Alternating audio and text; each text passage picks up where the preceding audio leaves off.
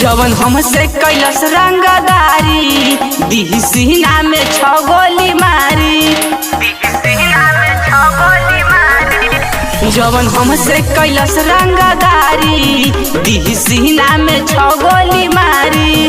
अरे हई बदमाश देह बधास मानव न केहू के बतिया। बरांड होला ठाकुर जी के जतिया। बरांड होला ठाकुर जी के जतिया।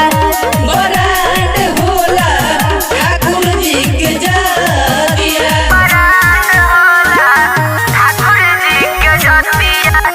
बरांड होला ठाकुर जी के जतिया। म्यूजिक बाय अनूप कुशवाहा।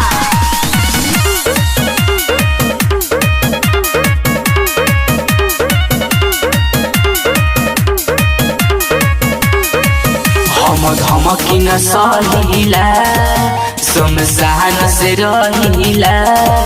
जे भी बोलेला मार देनी जान से। लोग कापेला सुनी के नाम से। हम धमकी न सहिला शमशान से रहिला। जे भी बोलेला मार देनी जान से। लोग कापेला सुनी के नाम से।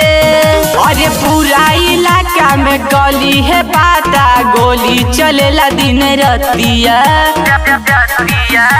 बरांड होला ठाकुर जी के जतिया। बरांड होला ठाकुर जी के जतिया। बरांड होला ठाकुर जी के जतिया। ठाकुर जी के जतिया। बरांड होला ठाकुर जी के जतिया। कि चली सीना होता के हम मारी ले बांध के। चंदन कुंदन से पांगा जे ली हो। अपन जाने के कार्ड दी हो। कि चली सीना होता के हम मारी ले बांध के। चंदन कुंदन से पांगा जे ली हो। अपन जाने के कार्ड दी हो। अरे संजीत राज कहेले आज सुधार ले अपन अदतिया।